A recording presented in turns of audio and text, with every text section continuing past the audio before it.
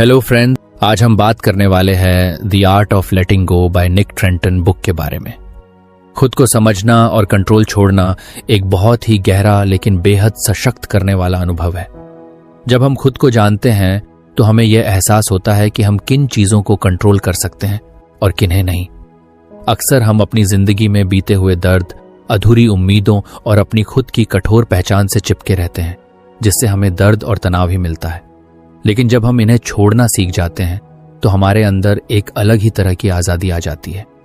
इंसान की फितरत होती है कि वह हर चीज को अपने हिसाब से चलाना चाहता है। हमें लगता है कि अगर हम किसी भी सिचुएशन पर पूरा कंट्रोल रखेंगे तो हम खुश रहेंगे। लेकिन सच तो यह है कि दुनिया में हर चीज को कंट्रोल कर पाना नामुमकिन है। कई बार लोग हमारी उम्मीदों पर खरे नहीं उतरते, हालात हमारी प्लानिंग के मुताबिक नहीं चलते और चीजें वैसे नहीं होती जैसे हमने सोचा था। ऐसे में अगर हम हर बार परेशान होते रहेंगे और खुद को कोसते रहेंगे तो हमारी मेंटल हेल्थ पर बुरा असर पड़ेगा। इसके बजाय अगर हम यह स्वीकार कर लें कि कुछ चीजें हमारे हाथ में नहीं हैं और हमें बस उन्हें जाने देना है, तो हमारी जिंदगी कहीं ज्यादा आसान और खुशहाल हो सकती है।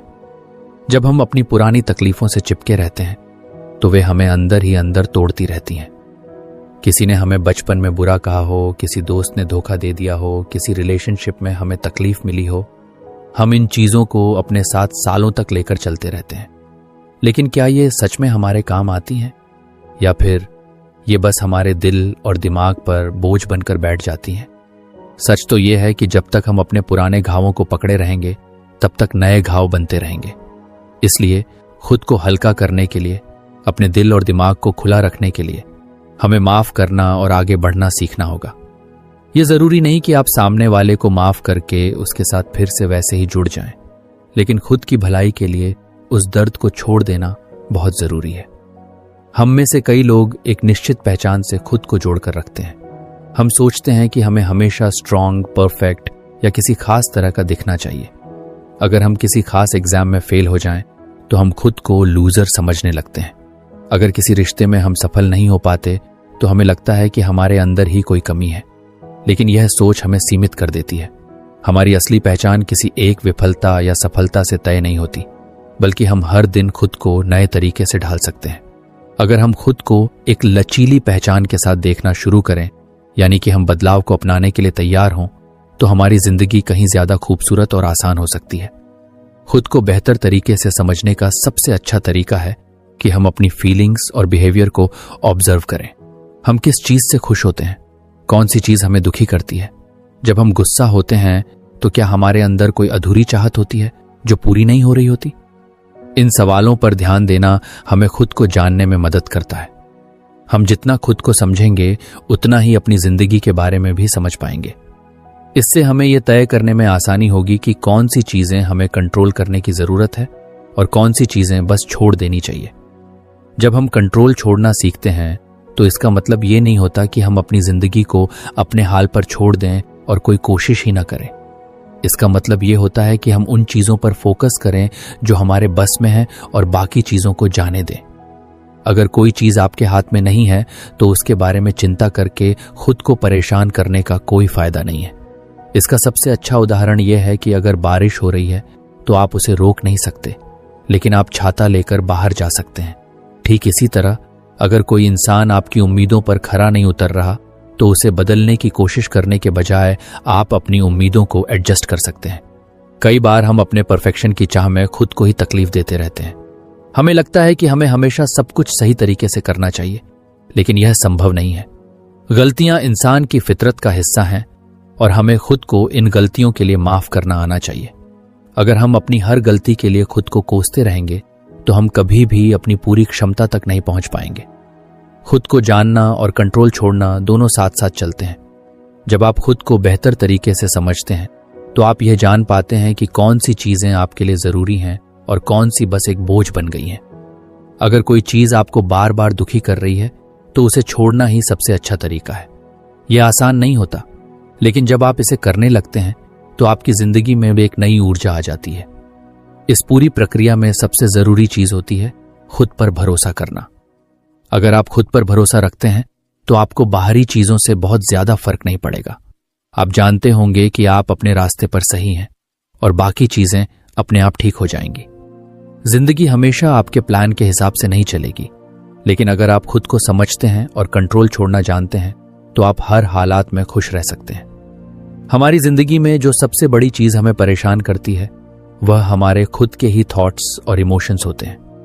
कई बार हम अपने ही ख्यालों में उलझ जाते हैं और उन्हें अच्छा या बुरा लेबल करने लगते हैं। लेकिन क्या कभी सोचा है कि अगर हम अपने विचारों और भावनाओं को बिना किसी जजमेंट के देखें तो क्या होगा? ये एक ऐसा तरीका है जिससे हम अपने दिमाग को ज्यादा शांत, क्लियर और बैलेंस्ड बना सकते हैं।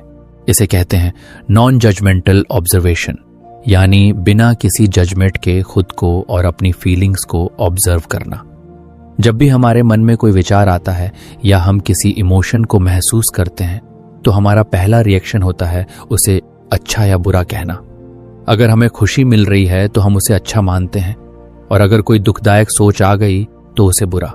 लेकिन इस पूरे प्रोसेस में हम अपने विचारों और इमोशन से उलझने लगते हैं। कभी कभी ऐसा होता है कि हम किसी नेगेटिव थॉट को पकड़कर बैठ जाते हैं और बार बार उसे सोचते रहते हैं, जिससे हमारी मेंटल हेल्थ पर असर होता है। लेकिन अगर हम उसे बिना जज किए बस एक ऑब्जर्वर की तरह देखें तो वह थॉट आएगा और चला जाएगा, बिना हमें परेशान किए। मान लो कि तुम नदी के किनारे बैठे हो और पानी बह रहा है। अब पानी के साथ कुछ सूखी पत्तियां बहकर आ रही हैं, कुछ फूल भी आ सकते हैं और कभी कभी कचरा भी। अगर तुम हर चीज को पकड़ने लगो तो क्या होगा? तुम उलझ जाओगे, परेशान हो जाओगे। लेकिन अगर तुम सिर्फ उसे बहते हुए देखो, बिना कुछ सोचे, बिना कुछ पकड़े, तो क्या होगा? तुम शांत रहोगे।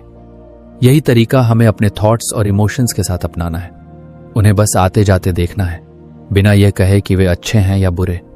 यह सुनने में आसान लगता है, लेकिन असल में इसे करना कुछ मुश्किल होता है, क्योंकि हमारा दिमाग आदत से मजबूर है। जब भी कोई थॉट आता है तो वह तुरंत उसे कैटेगरी में डाल देता है। ये अच्छा है, ये बुरा है, ये चिंता की बात है, ये खुशी की बात है। लेकिन जब हम नॉन जजमेंटल ऑब्जर्वेशन की प्रैक्टिस करते हैं तो हम अपने दिमाग को यह सिखाते हैं कि वह चीजों को बस वैसे ही देखे जैसे वे हैं। अगर तुम्हारे दिमाग में यह ख्याल आता है कि मैं कुछ खास नहीं कर पा रहा हूं या लोग मेरी कदर नहीं करते, तो सामान्यतः तुम इसे एक नेगेटिव थॉट मानोगे और फिर उस पर सोचने लगोगे। हो सकता है कि तुम उदास हो जाओ या चिढ़ने लगो, लेकिन अगर तुम इसे बस एक थॉट के रूप में देखो, न कि किसी सच्चाई के रूप में, तो वह तुम्हें परेशान नहीं करेगा। यह सिर्फ एक बादल की तरह आएगा और चला जाएगा। इमोशंस के साथ भी यही बात लागू होती है। कई बार हमें गुस्सा, दुख, डर या शर्मिंदगी महसूस होती है और हम उसे बुरा मानकर उसे दबाने की कोशिश करते हैं या फिर उससे बचने लगते हैं। लेकिन इससे वह इमोशन और मजबूत हो जाता है। अगर तुम उसे बस ऑब्जर्व करो, उसे अलाउ करो कि वह आए और फिर खुद ही चला जाए, तो वह तुम्हें ज्यादा परेशान नहीं करेगा। नॉन जजमेंटल ऑब्जर्वेशन हमारे इमोशनल रेगुलेशन में बहुत मदद करता है। जब हम अपनी भावनाओं को बिना किसी जजमेंट के देखना सीख जाते हैं तो हम उन पर बेहतर तरीके से काबू पा सकते हैं। उदाहरण के लिए, अगर किसी सिचुएशन में तुम्हें गुस्सा आ रहा है तो आमतौर पर दो चीजें होती हैं। या तो तुम उस गुस्से में बह जाते हो और कुछ ऐसा कर देते हो जिसका बाद में पछतावा होता है, या फिर तुम उसे दबाने की कोशिश करते हो जिससे वह अंदर ही अंदर सुलगता रहता है। लेकिन अगर तुम सिर्फ इस गुस्से को देखो और कहो कि ओह, अभी मेरे अंदर गुस्सा आ रहा है, बिना यह कहे कि यह अच्छा है या बुरा, तो वह गुस्सा धीरे धीरे कम होने लगेगा। इस तरह की ऑब्जर्वेशन से हमारी डिसीजन मेकिंग भी बेहतर होती है। जब हमारा दिमाग क्लियर होता है और हम अपनी भावनाओं से उलझे बिना कोई फैसला लेते हैं तो वह ज्यादा सही होता है। मान लो कि तुम्हें किसी रिश्ते को लेकर कोई बड़ा फैसला लेना है, लेकिन तुम्हारे अंदर बहुत सारी फीलिंग्स चल रही हैं, डर, उम्मीद, दुख, खुशी। अगर तुम इन फीलिंग्स में बह जाओ तो हो सकता है कि तुम कोई इमोशनल डिसीजन ले लो जो लंबे समय में सही ना हो। लेकिन अगर तुम बस एक ऑब्जर्वर की तरह अपनी फीलिंग्स को देखो और फिर शांत दिमाग से सोचो, तो तुम्हारा फैसला ज्यादा बैलेंस्ड और सही होगा। ये एक तरह की मेंटल एक्सरसाइज है और इसे रोज प्रैक्टिस करना जरूरी होता है। अगर तुम इसे अपनाना चाहते हो तो कुछ आसान तरीके हैं। 8. Mindful breathing.